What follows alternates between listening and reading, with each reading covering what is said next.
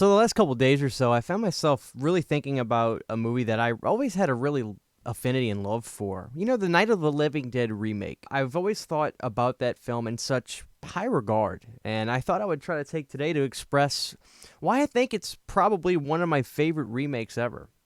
Now, we can't stop and not talk about the original.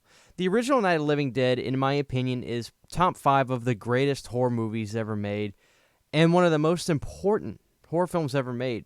There's no denying that the film basically was a landmark film in cinema history. I mean, there was basically movies before Night of the Living Dead, and then the landscape kind of changed after Night of the Living Dead. It brought horror back into reality. It brought horror into a world that we could somehow relate more to, as opposed to the classic, more Hammer-style Dracula and Frankenstein movies. I love the fact that it's never gone away. Night of the Living Dead has stayed in the pantheon of horror and stayed in the hearts of horror fans for so very long. And it's a film that I love. So after seeing that, I didn't know. There was a time in my life before I ever thought about, going on the internet and looking up if this was remade, I used to just go to FYE and look at movies all the time and see what was out there. Well, I remember going to FYE one time and seeing just a Night of the Living Dead DVD, and I was not sure, is this the same movie? And I would look at the back, and I was like, these images, they just don't look the same. This looks newer. This looks like it's not the movie. It's in color. What is this? So then I asked one of the clerks, hey, is this the same movie? Is this a remake? And he says, oh, that's the remake directed by Tom Savini. And by that point, I had become a really big Friday the 13th fan. I had really just started to dive into those films, and I had already had a love for George Romero's Night of the Living Dead. So I was eager to take home this DVD of Night of the Living Dead 1990, as I called it now. And I remember bringing it home and popping it on and absolutely falling in love with it. Here's a remake that I felt really honored and paid a lot of tribute to the original and didn't really do anything different. A lot of times we find ourselves comparing original versus remake. I'm guilty of it. I love to do those. It's fun to discuss which ones we might prefer more or less. But what I think that a remake does so well is not really try to step on the toes or do anything to, mess with the original. Sometimes you'll see remakes do drastic changes and go into things that are different for the viewer, as like Halloween. Rob Zombie's Halloween really dives into Michael's background, which is a big criticism that the film has. Something like Night of the Living Dead 1990, they don't make any explanations as to why people are rising from the dead. It just is. I think that's one thing I really enjoyed from the 1990 remake. You don't really mess with perfection. It's just a movie that had this great story that didn't have too much going on. It was as simple as the dead started walking. What's scarier than that? Could you imagine if the cemetery near you just saw the body starting to come out?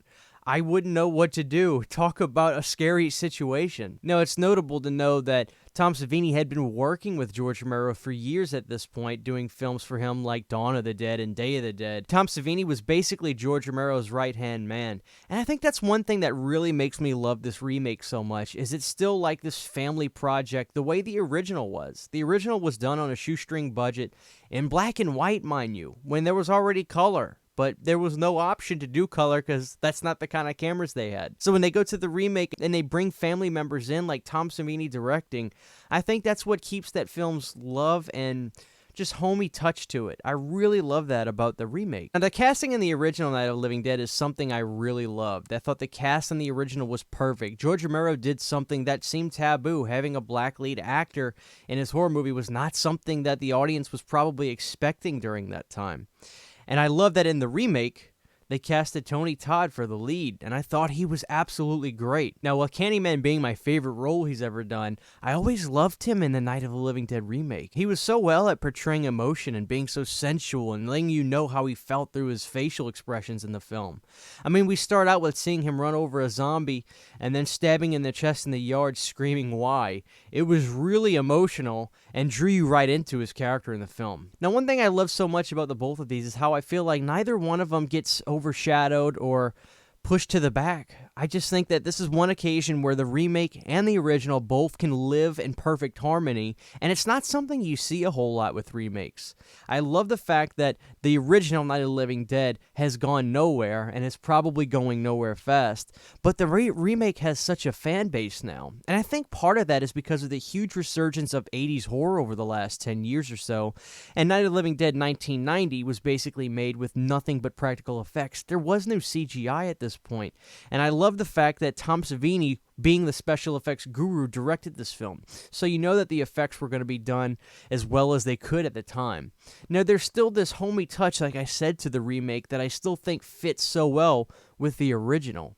And I think that both of these films are perfect for the times that they were made in. Can't be overstated how important this film is to me. It's one of my favorites, and in a documentary like Reflections of the Living Dead, you'll hear directors like Sam Raimi said that without Night of the Living Dead, there is no Evil Dead. And guys like Tobe Hooper, who said without Night of the Living Dead and that viewing experience, that was the moment he had the nugget of an idea for Texas Chainsaw Massacre. Think about that.